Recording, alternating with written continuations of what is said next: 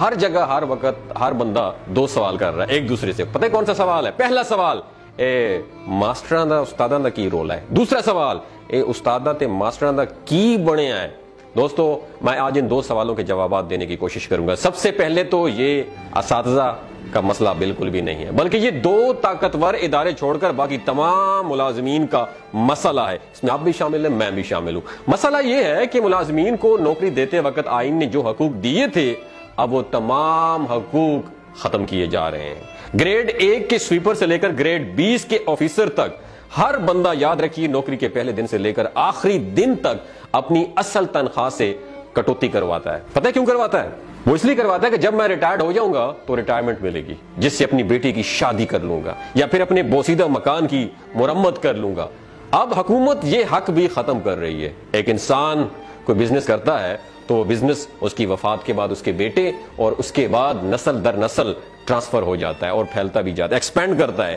یاد رکھیے ایک سرکاری ملازم اپنی آدھی زندگی تعلیم میں اور پھر 60 سال تک کی عمر اپنے ڈپارٹمنٹ کو دیتا ہے کہ ریٹائرمنٹ کے بعد جب میں بوڑھا ہو جاؤں گا تو گورنمنٹ میرا سہارا بنے گی، گورنمنٹ مجھے سپورٹ کرے گی. ان کی پینشن یاد رکھیے اب ختم ہو رہی ہے. جب سب ملازمین کا مسئلہ ہے تو ٹیچر کیوں احتجاج کر رہے ہیں؟ میرا سب سے بڑا سوال ہے. باقی ڈپارٹمنٹ ادارے کیوں نہیں، باقی محکمے کیوں نہیں کر رہے؟ اس کا جواب یہ ہے کہ 7.5 لاکھ فوج کے بعد دوسرے نمبر پر سب سے زیادہ تعداد اساتذہ کی ہے. وہ سب متاثر ہو رہے ہیں، اس لیے احتجاج کر رہے ہیں. اب سوال یہ ہے کہ سکولز کی تالا بندی کر کے بچوں کا تعلیمی حرج کیوں کیا جا رہا ہے؟ اس سوال کا جواب یہ ہے کہ جب کسی نشائی کو نشہ پورا کرنے کے لیے پیسے نہیں ملتے تو آپ جانتے ہیں وہ کیا کرتا ہے؟ وہ گھر کی ساری چیزیں بیچنا شروع کر دیتا ہے. ایسا ہی معاہدہ سیاسی جماعتوں نے IMF سے کیا ہے کہ کون سا معاہدے کیے ہیں کہ قومی اثاثہ جات اور ادارے بیچ کر ڈالر ادھار لیں گے اور پھر لوٹ کر باہر ملک بھاگ جائیں گے ہم لوگ. سرکاری اسکولوں میں صرف سفید پوش لوگوں کے بچے پڑھتے ہیں. یاد رکھیے گا جن کے پاس ضرورت سے تھوڑی سی بھی زیادہ آمدن ہوتی ہے وہ اپنے بچے مقامی پرائیویٹ اداروں میں لے جاتے ہیں، اور اگر حالات اچھے ہوں تو ضلع ڈسٹرکٹ کے بہترین پرائیویٹ اداروں میں لے جاتے ہیں جہاں کی داخلہ فیس کم از کم 10,000 سے لے کر 30,000 تک ہوتی ہے.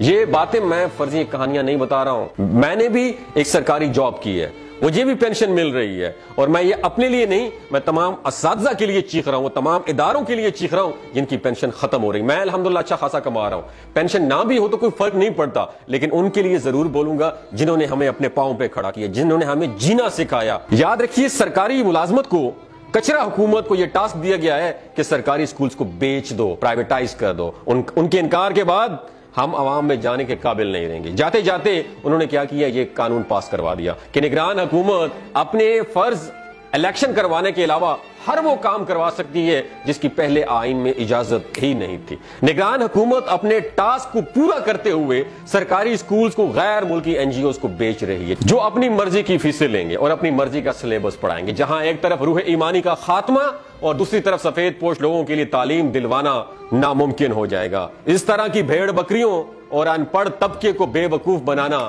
آسان ہوگا، جیسا کہ پچھلے 76 برس سے ہمارے ساتھ ہو رہا ہے. تو پھر احتجاج کس کو کرنا چاہیے؟ کیا تعلیم صرف ملازمین نے اپنے بچوں کو دلوانی ہے؟